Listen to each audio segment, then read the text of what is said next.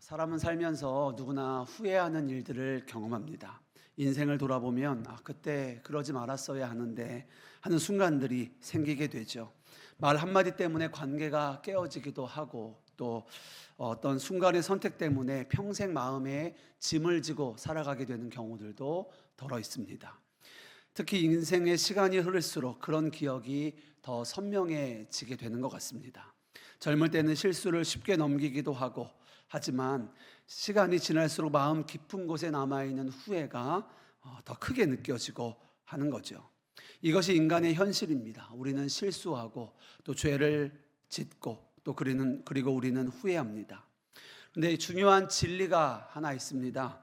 후회하는 것이 인생이지만 하나님이 우리에게 원하시는 것은 후회가 아니라는 겁니다. 하나님이 원하시는 것은 우리가 돌이켜 하나님께 돌아오는 것입니다.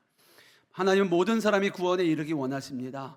그러기 위하여 필요한 것은 후회가 아니라 회개인 것이죠. 오늘 말씀에는 후회만 하고 비참한 인생을 맞이하는 한 사람이 등장합니다. 우리가 잘 아는 예수님을 팔았던 가룟 유다입니다. 가룟 유다는 예수님께 직접 부름을 받았던 12 제자 중에 하나였습니다. 또 그는 주님의 말씀과 가르침을 직접 들었고 예수님이 행하신 이적과 권능을 친히 체험한 사람입니다. 그런 그가 예수님을 배신하고 은 30에 예수님을 팔아 넘기게 됩니다. 그 배신한 이유에 대하여 신학자들은 몇 가지 이유를 말합니다. 첫째는 메시아 왕국에 대한 오해입니다. 그리고 예수님에 대한 실망입니다. 가룟 유다도 예수님을 하나님이 보내신 메시아라고 생각했고 또 그를 따랐습니다. 그러나 그가 생각한 메시아 왕국은 이 땅에 이루어지는 세상적인 왕국이었습니다. 그래서 예수님이 로마를 무너뜨리고 이스라엘을 정치적으로 해방하고 그리고 그 나라에서 제자들이 높은 자리에 앉게 될 것이다 그들은 생각했습니다. 그러나 시간이 지나도 예수님은 정치적인 혁명을 일으키지 않으셨습니다. 오히려 예수님은 십자가를 말씀하셨습니다. 그때 유다는 실망하였고 예수님을 배신하였다라는 거지요. 두 번째는 예수님의 책망을 듣고 그 마음이 완악해졌기 때문입니다. 마리아가 향유 옥합을 깨뜨리고 예수님의 발에 부었을 그때 가룟 유다는 이런 말을 합니다. 예수님, 이것이 너무나 아깝습니다.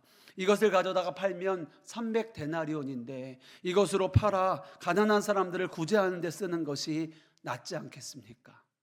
이것은 너무나 합리적이고 그리고 좋은 말처럼 들려집니다. 그러나 예수님은 가난한 사람은 항상 너희들과 함께 있지만 이 여인은 지금 내 장례를 준비하는 것이라 말씀하시죠. 그렇게 간접적으로 가룟 유다를 책망하십니다.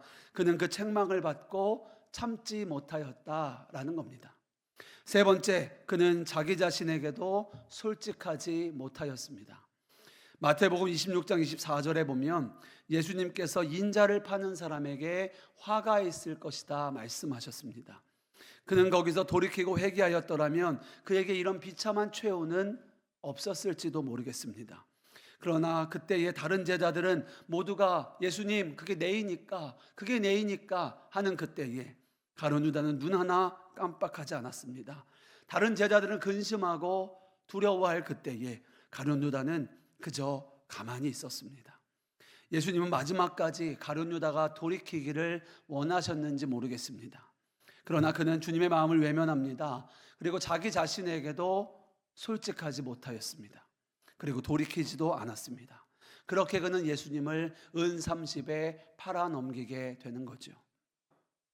그러나 그는 이내 자신의 잘못을 깨닫습니다. 오늘 본문에 보면 그가 스스로 뉘우쳤다라고 말하고 있습니다. 우리 마태복음 27장 3절 말씀 같이 읽겠습니다. 그때에 예수를 판 유다가 그의 정죄됨을 보고 스스로 뉘우쳐 그 은 30을 대제사장들과 장로들에게 도로 갖다 주며. 아멘. 여기서 스스로 뉘우쳤다라는 말은 마음이 괴로웠다. 그리고 후회하는 상태, 그것을 말하는 거죠. 쉽게 말하면 양심의 가책, 죄책감 이런 것들을 말하는 겁니다. 그는 자신이 큰 죄를 지었다는 것을 알게 되었습니다. 그래서 예수님을 팔았던 그 은 30을 다시 돌려주려고도 하였습니다. 그리고 내가 무죄한 피를 팔고 죄를 범하였다라고 고백하기도 하였습니다. 이렇듯 유다는 자신의 잘못도 인정하고 후회도 하였습니다. 그러나 그는 회개하지 않았습니다. 여러분, 이것이 매우 중요합니다. 후회와 회개는 다른 겁니다. 겉으로 보면 비슷해 보이지만 본질적으로 완전히 다릅니다. 대표적인 말씀이 고린도후서 7장 10절입니다. 다 함께 읽어보겠습니다. 하나님의 뜻대로 하는 근심은 후회할 것이 없는 구원에 이르게 하는 회개를 이루는 것이요 세상 근심은 사망을 이루는 것이니라. 아멘. 여기서 성경은 두 가지 근심을 말합니다. 하나는 하나님께로 향하는 근심입니다. 또 하나는 세상적인 근심입니다. 둘 다 근심이지만 결과는 완전히 다릅니다. 오늘 유다는 후회는 하였지만 회개하지 않았습니다. 여러분, 후회와 회개의 가장 큰 차이는 방향입니다. 성경에서 회개는요, 헬라어로 메타노이아입니다. 이 말의 뜻은 단순한 감정이 아니라 방향의 전환입니다. 방향의 변화예요. 삶의 방향을, 마음의 방향을 하나님께로 돌이키는 것, 그것이 회개인 거죠. 대표적인 예가 누가복음 15장에 나오는 돌아온 탕자입니다. 탕자는 단순히 내가 실수했다, 내가 잘못했다 라고 끝난 것이 아니라요, 아버지께로 돌아갔습니다. 이것이 회개인 거예요. 그러므로 회개는 죄를 깨닫고 방향을 돌이켜 하나님께로 향하는 것, 그것이 회개인 거죠. 그러나 후회는 다릅니다. 후회는 괴로운 감정이 있지만 삶의 방향은 바뀌지 않습니다. 오늘 유다도 괴로워했습니다. 양심의 가책도 느꼈습니다. 그러나 예수님께 돌아가지 않았습니다. 우리가 지난주에 베드로의 이야기를 나누었습니다. 베드로가 예수님을 배신합니다. 그런데 이 베드로의 배신과 이 가룟 유다의 이야기가 바로 연이어서 나오는 것은 우리에게 시사해 주는 바가 분명히 있습니다. 베드로는 예수님을 3번이나 부인했습니다. 마지막에는 예수님을 저주까지 하였습니다. 그러나 닭이 울었을 그때에 예수님이 하신 말씀이 생각이 납니다. 그리고 그는 통곡하며 울었습니다. 그리고 주님께로 돌아왔습니다. 그는 후회하지 않았고 회개했습니다. 그리고 그는 나중에 초대교회의 지도자가 됩니다. 그러나 유다는 달랐습니다. 그도 죄를 깨달았습니다. 그러나 그는 주님께 돌이키지 않았습니다. 그는 후회만 하였고 절망 가운데 머물렀습니다. 결국 그는 비참한 최후를 맞이합니다. 여기서 베드로와 유다의 차이는 하나입니다. 베드로는 회개하였고 유다는 후회만 했습니다. 성경을 보면 유다에게도 분명 여러 번의 회개의 기회가 있었습니다. 예수님이 너희 중에 한 사람이 나를 팔리라 하였을 그때가 회개할 때였을 겁니다.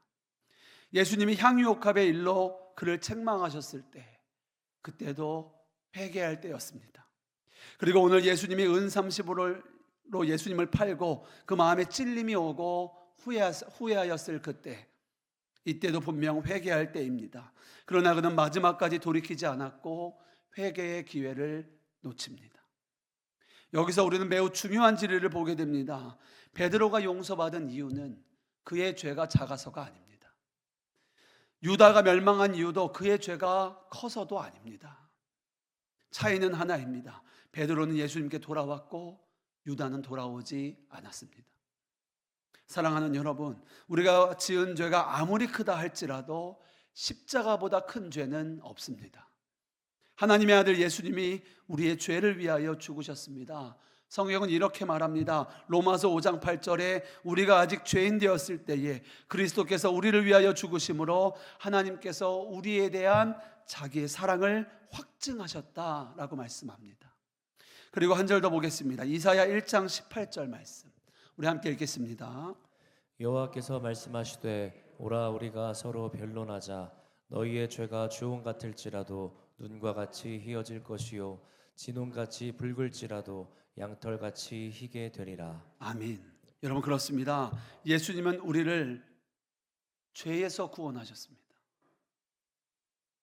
모든 죄를 위하여, 우리의 모든 죄를 위하여 십자가에 달려 죽으셨습니다. 그리고 그 보혈의 피로 씻지 못할 죄는 없는 겁니다. 오늘 우리가 가룟 유다의 비참한 마지막을 봅니다. 이 본문은 단순히 한 사람의 비극적인 마지막을 보여주기 위해, 비극적인 인생 이야기를 들려주기 위해 성경에 기록된 것이 아닙니다. 이 말씀은 오늘 우리 자신을 비추어 보라고 주신 하나님의 말씀입니다. 그래서 오늘을 우리가 우리 자신에게 매우 중요한 질문을 하여야 합니다. 여러분은 정말 회개하셨습니까? 후회하고서 회개했다고 오해하시면 안 됩니다.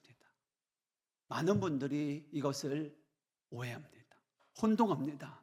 내가 잘못한 것을 깨닫고 하나님께 잘못했다고 말하는 것이 회개가 아닙니다.